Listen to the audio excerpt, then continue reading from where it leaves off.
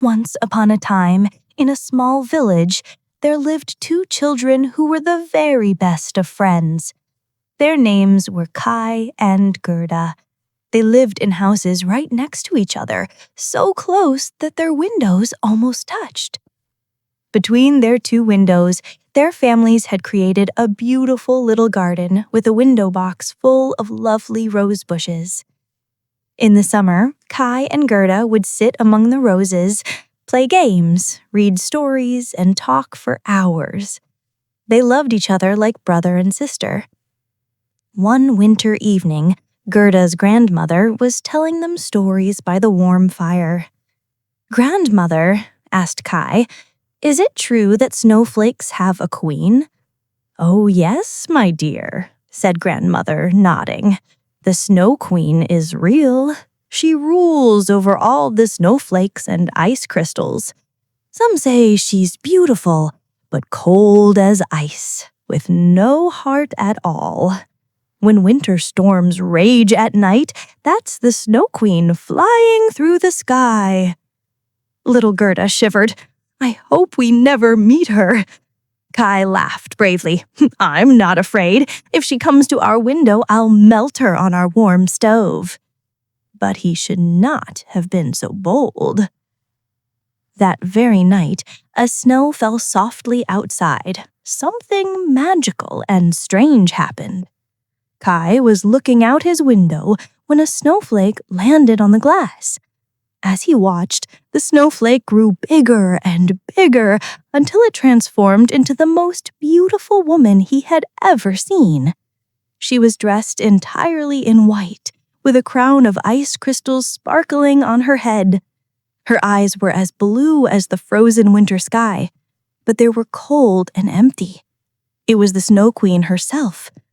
She looked directly at Kay and smiled, but it was a cold smile with no warmth at all. Then she beckoned to him with her pale hand. Kay felt frightened and jumped back from the window. The Snow Queen vanished, like frost melting away. But something terrible had happened. A tiny piece of ice from her magic had pierced Kay's eye and lodged in his heart. From that moment on, Kay began to change. The ice in his heart made him cold and cruel.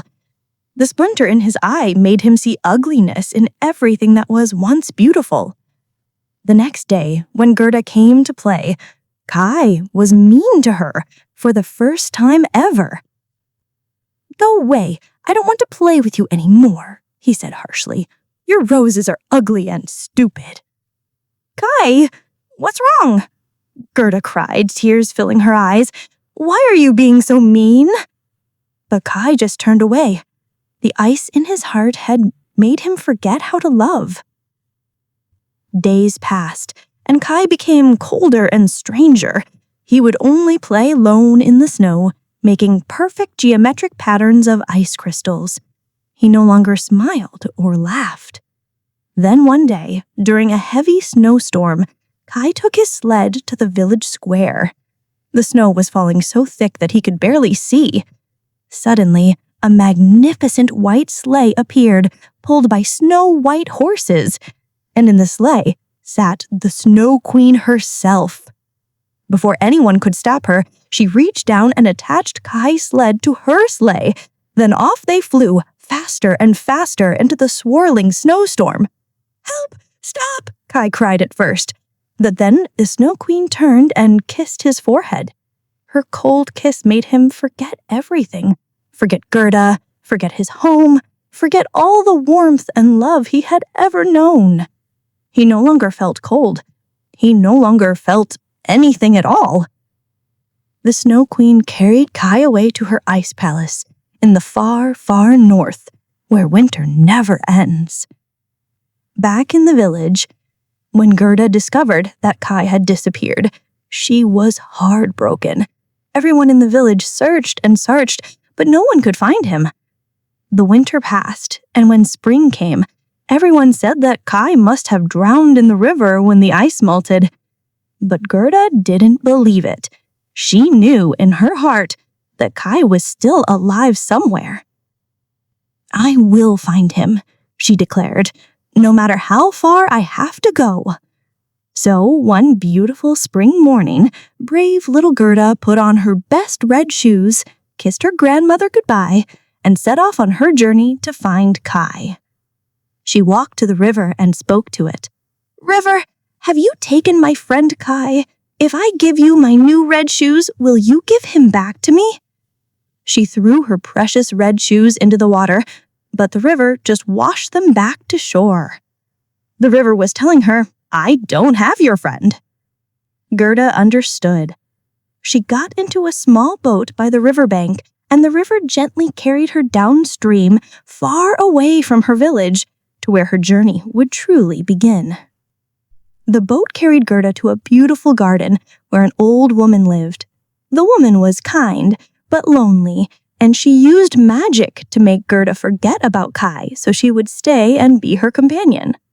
But when Gerda saw roses in the garden, roses just like the ones she and Kai used to sit among, her memory flooded back.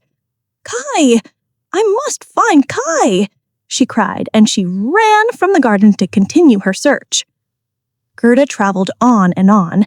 She met a crow who told her of a prince and princess who might be able to help her. She walked to their castle, and the kind prince and princess listened to her story. Though they hadn't seen Kai, they gave her warm clothes and a golden carriage and servants to help her continue her journey. But as Gerda's carriage traveled through a dark forest, robbers attacked. They took everything: the carriage, the horses, the gold. A fierce robber girl captured Gerda. "You're my prisoner now," said the robber girl, who was wild and untamed. But as the robber girl listened to Gerda's story about her brave quest to find Kai, something changed in her heart. No one had ever shown her such pure, true love before. "You really love your friend that much?" she asked in wonder. "Enough to risk everything?" "Yes," Gerda said simply. "I would do anything to save him." The robber girl thought about this. Then she made a decision. "My reindeer knows the way to the Snow Queen's palace in the far north. I'll let you go and he'll take you there. You're the bravest person I've ever met." And so Gerda rode on the reindeer's back, traveling through the frozen lands. They rode through the night and day, through snowstorms and ice, until finally they reached Lapland, the land of eternal winter. An old Lapp woman and then a Finn woman helped Gerda on her way. The Finn woman had magical powers, and the reindeer asked her to make Gerda strong with magic. But the Finn woman shook her head. "I cannot give Gerda any power greater than she already has. Don't you see? Her power lies in her pure, loving heart. That is stronger than all the magic in the world. That is what will help her defeat the Snow Queen." Finally, Gerda reached the Snow Queen's palace. It was made entirely of ice and snow, with walls of driven snow and windows and doors cut by the winter winds. There were more than 100 halls, the largest stretching for miles. All were lit by the northern lights, and all were vast, empty, and terribly cold. Gerda walked through the frozen halls, shivering but brave. Her breath came out in clouds of frost. At last, in the very center of the palace, she found a frozen lake. It was called the Mirror of Reason, and the Snow Queen considered it the most perfect thing in the world. And there, in the middle of the frozen lake, sat Kai. "Kai! Kai!" Gerda cried out, running toward him. But Kai sat still as a statue, blue with cold, moving ice splinters around to make patterns. The Snow Queen had told him that if he could spell the word eternity with the ice pieces, he would be free, and she would give him the whole world. But Kai couldn't do it. The ice in his heart kept him frozen. He didn't even look up when Gerda called his name. He didn't recognize her at all. Gerda ran to him and threw her arms around him, crying warm tears. "Kai! It's me, Gerda. Don't you remember? The roses, our garden, our home. Her warm tears fell on his chest and melted through to his heart, washing away the splinter of ice that had been there too. And then she cried more tears, and they fell into his eyes, washing away the ice splinter that had been there too. Suddenly, Kai blinked. He looked at Gerda. His eyes became clear and bright again. Gerda! Gerda, where are we? It's so cold. It's so cold. It's so cold. Why am I here? He began to cry too, and his tears washed away the last bits of ice magic. He hugged Gerda tightly. You came for me. You found me, he sobbed with joy. They hugged and laughed and cried together. And they were so happy that even the ice splinters around them began to dance for joy. And when the splinters danced, they fell into the pattern that spelled eternity. At that moment, a warm wind began to blow through the palace. The Snow Queen's power over Kai was broken forever. Spring was coming to the frozen palace. Hand in hand, Kai and Gerda walked out of the ice palace. They didn't know it, but the Snow Queen had lost her power over them and could never harm them again. The reindeer was waiting and carried them back south. The robber girl was so happy to see them together. The prince and princess welcomed them. Everyone they had met on the journey rejoiced. As they traveled homeward, winter turned to spring around them. Flowers bloomed, birds sang, and the world became warm and beautiful again. Finally, after their long journey, Kai and Gerda returned to their village. Their grandmother was waiting, and oh, what a joyful reunion it was. They climbed up to their little garden between the windows. The roses were blooming beautifully. Everything was just as it had been, except that Kai and Gerda had grown. They had traveled far and learned much, but their hearts were still pure and good. They sat among the roses and grandmother read to them, and Kai and Gerda realized that even though they had grown, they would always be children at heart, children who loved each other truly and deeply. The ice splinters were gone forever.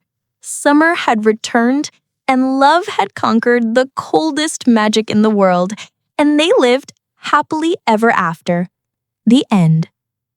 Thank you, everyone. This is the bedtime story of The Snow Queen, narrated by Niya Bedtime Studio. Subscribe to our channel for more lovely and wonderful bedtime stories. Good night.